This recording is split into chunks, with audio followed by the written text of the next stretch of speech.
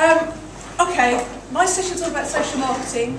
Promote your profile or your group, your page, whatever you have in your email signature. Put it wherever you can to make people know that you're there. That's how people will find you as well. What we're going to do today are what I consider at the moment, this might change tomorrow, it might change next week, but at the moment I like Facebook, LinkedIn, Twitter and blogging. Well, a new feature that Facebook has started doing is when you're typing a message in, if you put @ and then you start typing the name of somebody that's on Facebook, it will call it up. So now you can see in blue, if anybody looks at this, they can click on Laura Hart, Sue Brown, and they can go straight to their profile. So it's making it a lot more connected between everybody's profiles, and that's a fairly new thing in the last couple of months, really. So, excellent anchors for your online information. If you've got nowhere on your website to put fresh content, some people haven't got a content management system, then a way around it is to get a separate blog with a link back to your website, which will help the link traffic as well for your search engines, and that's where you can put all your fresh content. And then if you've got anything on Twitter or Facebook that you're posting about your business, you'll drive it to your blog, and that's where the new content is. Some people just don't get it. It just does not compute in their heads at all. So if it's any of you here, don't say, I'm going to go away from here and start using social marketing if you're not already, because it might not actually be right for you. And you tell yourself every day that this is your target, and you work out a way to get it. Is that you can do lots of planning, you can get a business plan, you can, and I would urge you to get a business plan, but not too complicated. Get something very kind of simple. Just to say, you can also get online to do, I think, 30 days trial to mind map online, so you can find out the whole, you don't need to buy the book. Yeah. And it's, use this way if it works for you, but if there's other ways that you've got to plan, just make sure you do it in a very kind of simple style, because we can all get bogged down with the details of planning, and really it's the action that's the important thing. It's the doing. Speaking is a physical activity. For so many people, speaking and using their voice starts and ends in the brain. It's an academic or an intellectual activity. And in fact, it requires a lot of movement and a lot of activity. And we need activity to actually get the voice out there, get the voice really heard. Steph. Emma.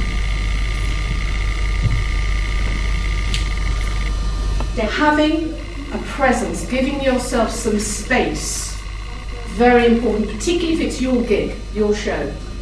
You need to actually hold your ground and make sure that you are being as big and bold as you need to. And those people, the need is their words, their material, in their own way. But somehow the pressure comes on and the breathing gets disrupted.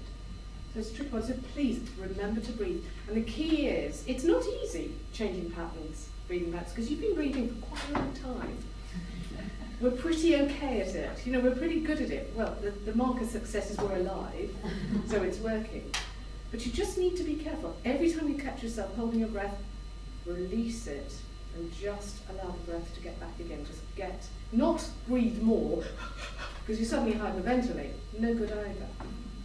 But just let go. So using pauses is really important for helping bunching things up. Bunching up bits of information so that people can absorb this thought, this idea, this concept, and then move on to something else. So it's really important, and to signal that something's come to a close, something's come to an end, or stop. Now I'd like to talk about the today we walk in another journey. So your voice is signalling where you're going to go. So using pauses, vary your pace. By and large, there's no absolute certainties with this, but by and large, when you are explaining something that is new, different, challenging, whatever, take a bit more time. Slow things down a wee bit. Some of these stuff, oh, we know all this stuff, so let me just run through again, just trot through it quickly, and it's literally is a pick up the pace and trot through. Speak clearly. Yes, enunciate clearly, but you don't want to be speaking like this because that's just not normal. And it's very, again, it goes out, it becomes strange and different and a bit quirky and not right. So it means showing people what you're saying. Your voice is a reflection of your personality. Be yourself. Very important. So the word authentic comes up a lot at Ladies at 11. Being authentic, being true to yourself. I sort of split my session into 3. Broadly underneath the umbrella of getting to know your customer and actually thinking about your customer. But we're going to do a bit on actually thinking about who is your customer. We're going to do a bit on points of contact with your customer.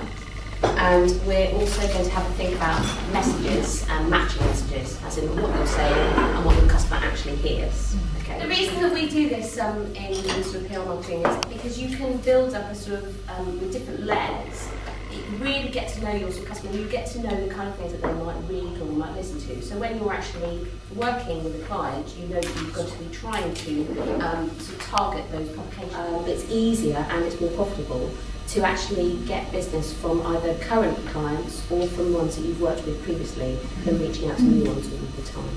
So if you're in your marketing strategy thinking, okay, right, fine, I need to get new blood in, new business in, always good, but actually it might be worthwhile thinking, okay, well maybe I should be doing some sort of marketing where I'm targeting people who I have worked with in the past, who already know me, because it's an easy sell.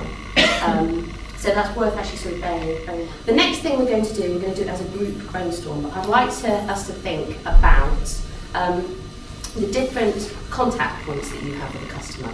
Okay. So I want all of you to just take a second to think. I'll find a pen. All of you to do a list of all the different sort of ways that your contact will come into contact with your company. Facebook, LinkedIn, yeah. Word of mouth. Word of mouth. Face-to-face. Telephone. Referrals. Now, face-to-face phone, referrals, yeah. Brochures or leaflets. Brochures. Networking. What's what advertising? Yeah. Radio. YouTube. And something said networking, obviously key. Yeah. Networking, yeah. So huge amounts of different ways that you can actually sort of reach out to new, existing, new and former customers. Obviously, and Lindsay will probably talk about this, that some of them have absolutely restrictions. Twitter has only got 140 characters. So really, when you're thinking about your customers and actually the way that you're reaching out to them, and part of the reason why we did the other exercise first, is actually sort of thinking how, which ones of these would actually suit my customer better. Because you could spend an absolute fortune on marketing and PR, and actually, if you're not reaching out to the people that you need to be reaching out to, then that's a complete waste of money. And it's worth actually taking a step back and thinking, hang on a second, how am I going to get the most from my buck? And is it going to actually target people that I want it to reach? Also, picking up on sort of what Laura said earlier, actually the language that you use, the tone that you're actually using with your marketing, needs to kind of marry what they need to hear and also that kind of person that you're targeting. If it's something you're targeting a particular sort of corporate person, it needs to be a different type of language than if you're actually targeting a mother or two. On the whole, I would say. Okay, because it will be different sort of trigger points that will make you think, actually, that's what I need. God, I do need big skin, and I need a rest, or whatever it might be. Okay. And sometimes it's worth actually just sort of thinking, okay, what brands I'm absolutely loyal to? What is it I like about it? Usually, and particularly now with everything sort of being online, you obviously have to sometimes log in and register with a website or whatever, and then you get the information back. And sometimes that drives people insane. Sometimes people like it, they think it's actually this brand is my friend, they know me, talking specifically to me. It's worth actually thinking about it. And if you really, really rate a brand, and the way that they communicate with you, copy it, emulate it. That's really, because it's obviously, sort of working for you. And probably it's because they've got the message absolutely right, they've got the kind of points of contact absolutely right for you. It's not too often, it's, you know, they're fairly open, they've probably got the tone quite right. It's worth actually sometimes just thinking about it, because then, you know, you might be able to actually take that and use it within your own business as well. Much as with any presentation, or knowing, whenever you've got to speak, or you're doing an interaction or whatever it may be, a lot of the time you'll kind of know, like a coaching appointment, you'll know how long that is. So you'll have planned and segmented it out, and that's the crucial bit. So it's about control for you, which I think when you're working with someone, that's maybe what they want from a coach as well.